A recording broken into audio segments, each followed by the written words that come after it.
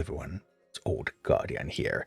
Today Blizzard announced two things that we knew were coming. So they announced Heroic Molten Core, which is coming next cycle, next time Molten Core is around, and they announced old split leaders coming to the grid. So we knew these were coming, but there's still some surprises in the announcement, so let's take a look at the details. First of all, Heroic Molten Core comes with a level drop for the normal Molten Core.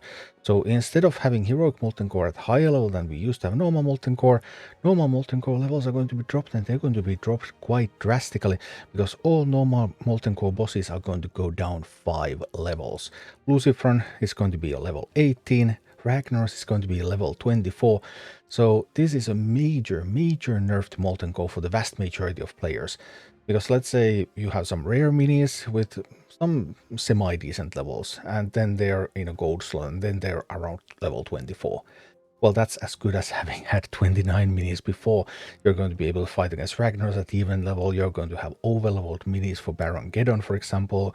You're going to have overleveled minis for Gar, which means that your towers might not even get destroyed, depending if they change the mechanics. But wow, so even though none of the mechanics of normal Molten Core should be changing, then normal Molten Core is going to be easier just because you're not doing it underleveled anymore. You're instead going to be doing it overleveled.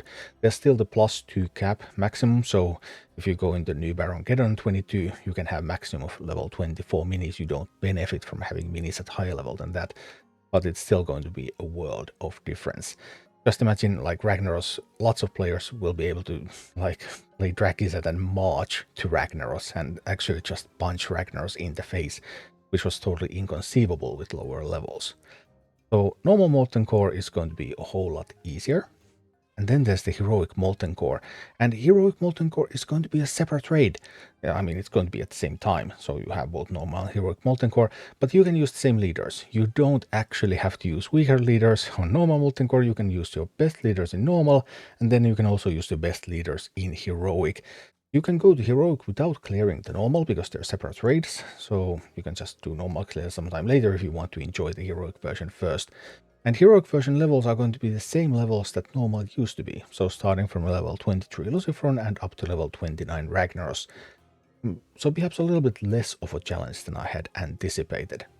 There's also going to be rewards, the first time rewards, 100 Valor per boss. So you're going to get a lot more Valor because you get Valor from the normal, you get Valor from the Heroic. Then there's going to be a bunch of golden skins again. Wing 1 is Corehound, Wing 2 is Flamewaker, Wing 3 is Molten Giant, and Ragnaros gives you a golden Ragnaros. And for repeat rewards, so for the future cycles, not killing the boss multiple times in a single cycle, but those are going to be 100 Valor per boss, so yeah, more Valor still overall.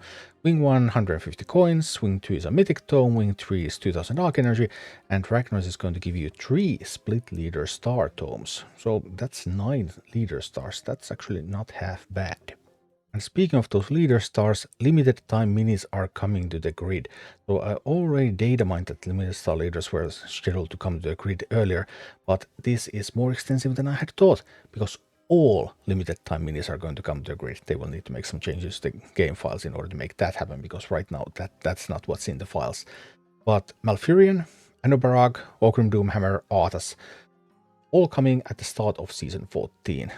They're leaders, so they will appear on their family weeks, and the appearance rate is going to be slightly lower than regular leaders.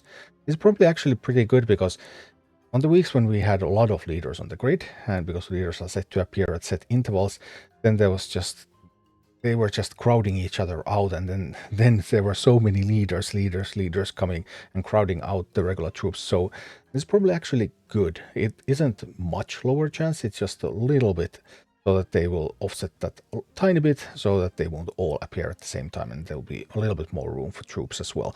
But you will still have opportunities to get plenty of stars for split leaders on their family weeks. It's going to be good. And Headless Horseman will appear as a regular troop at any time, not just limited to Hallow's End. So obviously some changes in plans with this. Also Arthas coming, so yeah, all of the good stuff, the best leaders, will be on the grid during their family weeks, starting from Season 14, so very, very soon. Yeah, that's the announcement, basically. The announcement also includes stuff like leaderboards for PvP and stuff that they already implemented, but I mean, we already have that. No word about the balance patch in this one. Still waiting for news about that, but Heroic Molten Core, really looking forward to that one. I had anticipated to be a little bit tuned a little bit higher, but I mean, obviously they can tune it difficult mechanics-wise still, so we'll see what's going to happen with that. And yeah, some good news overall for Rumble.